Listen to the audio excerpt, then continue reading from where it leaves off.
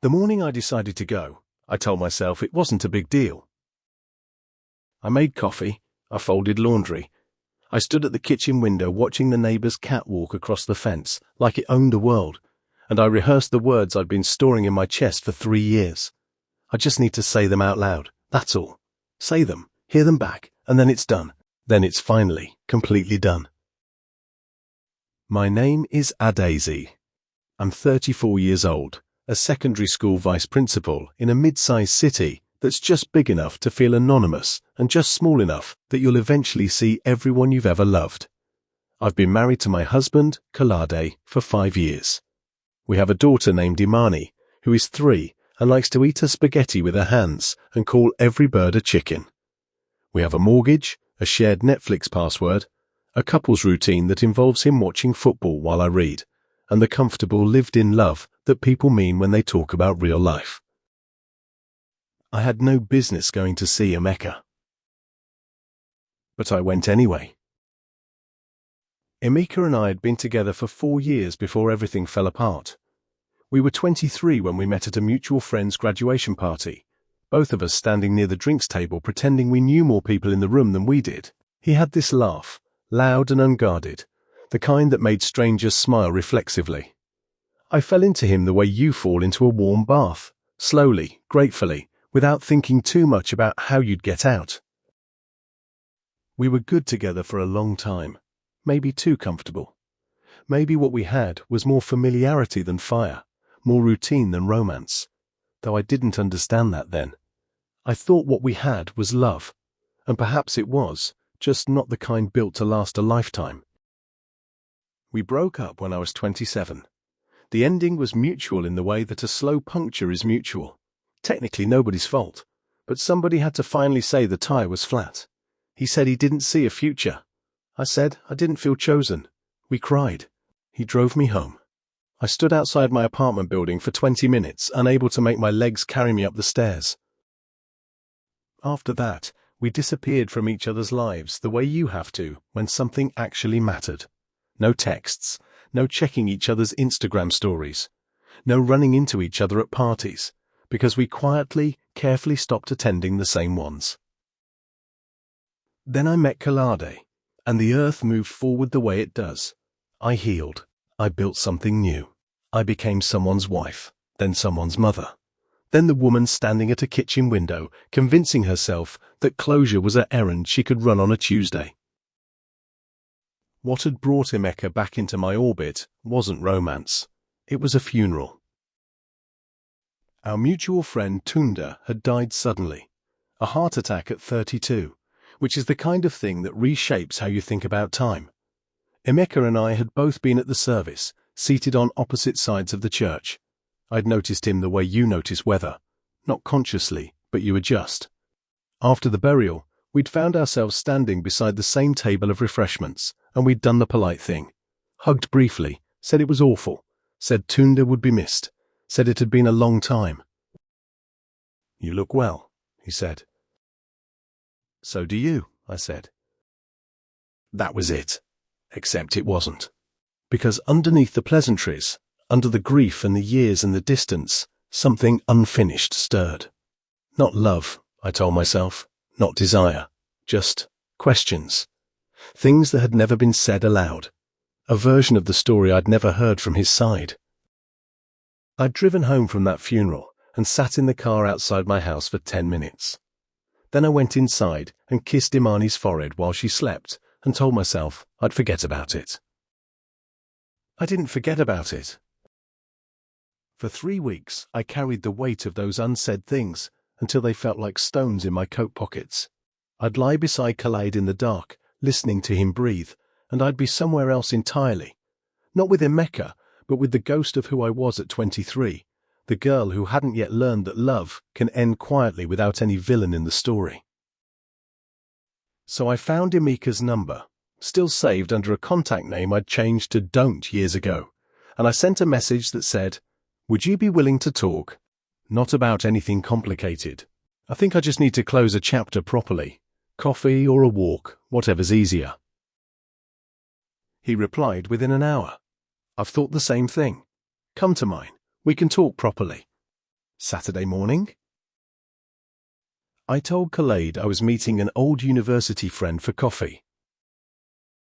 The lie came easily, and that should have been the first sign I needed to pay attention to.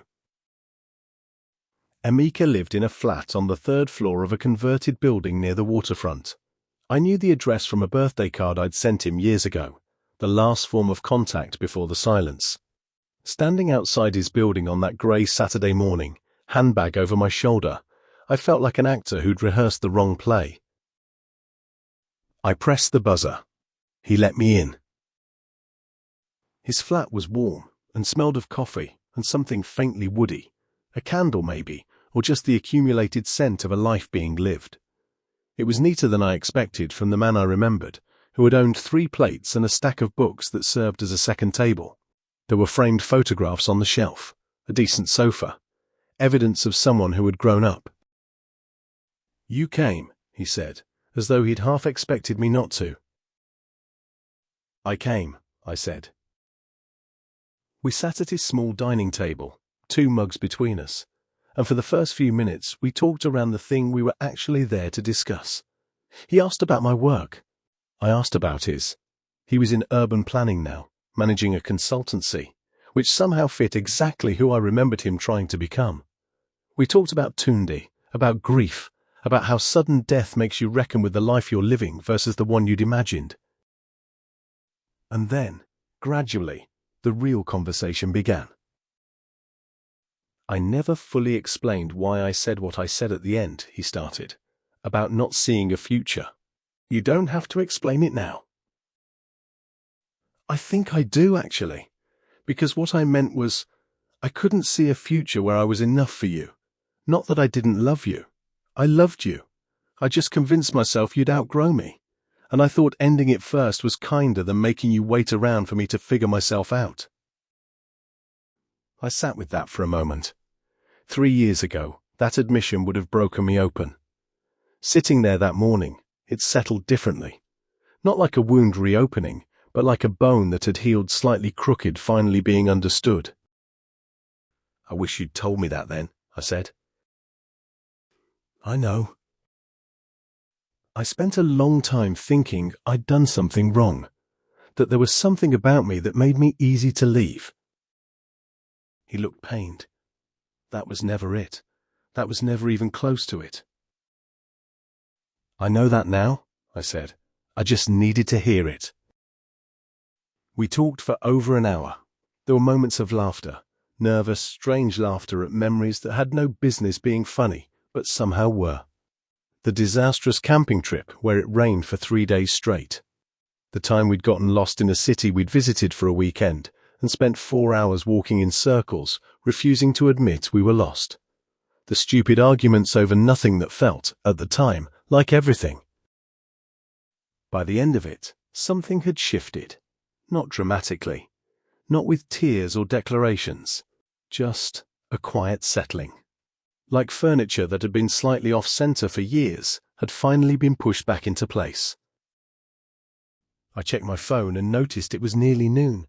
I'd been there 2 hours. I reached for my bag and stood. "I'm glad we did this," I said. "Me too." He stood as well, arms loose at his sides. "I hope you know. What you have now, your family, that's real. Don't let this make you doubt that." "It doesn't," I said. And in that moment, I meant it completely. I was pulling on my jacket. Emeka was walking toward the door to show me out. We were, in every way that mattered, at the end of the conversation. And then someone knocked. The sound was perfectly ordinary. 3 knocks, unhurried, the way someone knocks when they have no reason to be nervous. But the sound hit me like cold water to the face. I froze mid-sleeve, one arm in my jacket and one arm out. Emeka looked at me. I looked at him. "Are you expecting someone?" I asked, though I already knew the answer from the slight crease between his brows. "No," he said. He opened the door. My husband stood in the hallway. Kaladi is a tall man. He has the kind of stillness about him that reads, depending on the moment, either as calm or as something being very carefully contained. He was wearing the navy jacket I'd ironed for him on Thursday. In his hand was a small paper bag, the kind from the bakery near our house, the one we both liked. He'd been bringing me something. He'd come to find me. He looked at Emika. He looked at me, half dressed in my jacket, standing in another man's flat, caught mid-step toward the door. He looked at the 2 mugs on the table, at the comfortable distance between Emika and me that was, nonetheless, the distance of people who had once been intimate. The silence that followed was the loudest thing I have ever heard. "Kolade," I said. My voice came out thinner than I intended. His eyes moved from me to Emika slowly, with a deliberateness that was worse than anger, then back to me. "You said you were meeting Kechi," he said. Not "what are you doing here?" Not "who is this?" Just the quiet, precise correction of the lie. He already knew, or suspected, or had come because something had told him to come. I would learn later that Imani had mentioned, in the innocent, devastating way that 3-year-olds have, that Mummy said she was going to see a man friend. Children hear everything and understand more than we give them credit for. "I can explain," I said. "I'm sure you can," he said, and he handed me the paper bag. Inside were 2 croissants and a small container of the strawberry jam I liked. He'd been driving to wherever he thought I was to bring me breakfast because it was cold and I'd left without eating. That was the kind of man he was. He turned and walked back down the hall. I didn't run after him immediately. I stood in Emika's doorway for a moment that stretched like elastic, acutely aware of every wrong choice that had led to this particular second. "Go," Emika said, not unkindly. "Go fix it." I went. I caught Khaled at the bottom of the stairs, in the small lobby with its row of letterboxes and the faint hum of a fluorescent light overhead. He was standing still, not heading for the exit, just standing, which told me something. A man who had nothing left to say walks out. A man who's waiting for an explanation stops. "It wasn't what it looked like," I said. "I mean, it looked like what it was, which was me visiting someone I used to be with, but nothing happened. We talked. That's genuinely all." "You lied about where you were going." "Yes." "Why?" And here was the question I'd been avoiding even with myself. Not why I'd gone. The answer to that was real, was even reasonable in its own flawed way. But why I'd lied.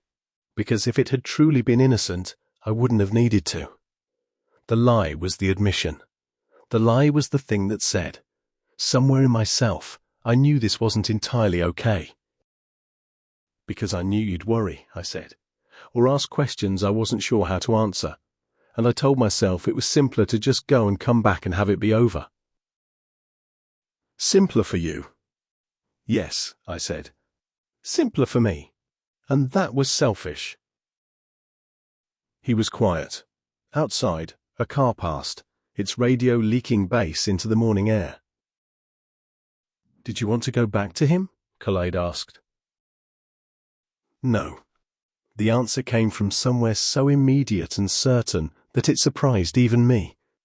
No, I genuinely didn't. I went because I had things that were unresolved, feelings that weren't about him, they were about me, about who I was before I became who I am now. I needed to understand that part of my past so I could stop carrying it. And did it work? "Yes," I said. "It did. And then you knocked on the door, and I realized I didn't need to be there at all. Not because there's anything wrong with what I did, talking isn't wrong, but because I'd done it in secret. I'd done it in a way that kept you out, and that's where I went wrong." Khaled looked at me for a long moment. His face was doing the thing it does when he's sorting through a lot at once, not shutting down, just processing. He was never a man who reacted before he understood. "I need a day," he said finally. "I need to think." "Okay," I said. "But I need you to come home first." We drove home in separate cars, his in front, mine behind, and I watched his brake lights at every red light like they were a language I was trying to translate. That night, after Imani was asleep, Khaled and I sat in the kitchen and had the kind of conversation that marriages sometimes need and almost never have. The kind where you say the uncomfortable things instead of walking around them. I told him everything. The funeral, seeing Emeka, the feeling of unfinished business, the 3 weeks of carrying it. I told him why I hadn't said anything, what I'd been afraid of, what I'd told myself to make the lie feel acceptable. He listened. He didn't interrupt. When I finished, he was quiet for a moment. Then he said, "I'm not angry that you wanted closure. I'm angry that you didn't trust me enough to tell me." I know. We're supposed to be partners. That means the messy stuff too. The complicated feelings, the exes from your past, the things you haven't sorted out yet. I'm not so fragile that I'd fall apart if you told me you had unresolved feelings about someone you loved before me. I'd rather know. I felt something collapse in my chest, not painfully, but the way a held breath finally releases. I hadn't given him the chance to be that man. I'd built a wall to protect him from something he didn't need protecting from, and in doing so, I'd locked him out. "I'm sorry," I said. "I mean that genuinely. Not just for the lie, for not trusting you with the truth." He reached across the table and put his hand over mine. "We have to fix that," he said. "Not just this incident, the habit. Because if you're carrying things alone, I can't help you carry them." We talked until past midnight. About the marriage, about the small distances that accumulate when you don't name them, about the way parenthood and mortgages and routine can make you forget to actually see each other. About how love isn't just the decision you make on a wedding day. It's 100 small decisions every day to keep choosing the person beside you. We talked about Emeka, not with jealousy, but with honesty. Kalade said he understood, intellectually, why someone would want to close a chapter. He said what hurt wasn't the closure, it was the exclusion. I understood that. I held that. We didn't resolve everything that night. Marriages don't work that way. What we did was open a door that had been slightly stuck and decide together that it was worth pushing through. In the weeks that followed, we went to couples counseling. Not because we were in crisis, though that Saturday had come close, but because we both recognized that we'd been communicating around each other instead of to each other, and that we wanted to do better. Imani, blissfully unaware of any of this, continued eating spaghetti with her hands and calling every bird a chicken, which was its own form of grace. I thought about Emeka once or twice in the way you think about a completed chapter, with fondness, without longing. I hoped he was well. I expected he was. I did not contact him again. Not because Kalade asked me not to. He didn't.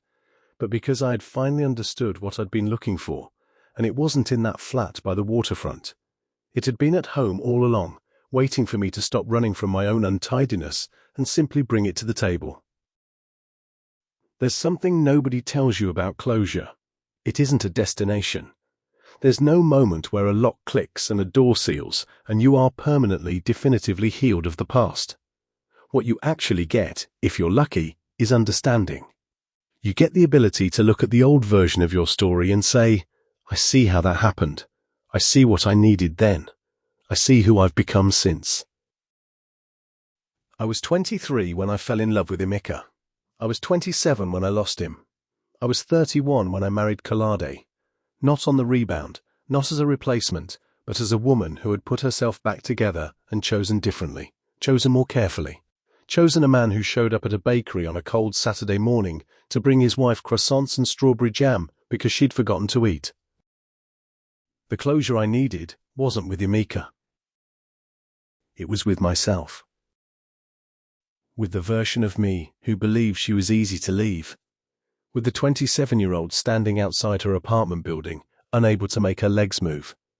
With every story I'd told myself about being not quite enough, not quite interesting enough, not quite lovable enough, not quite worth staying for.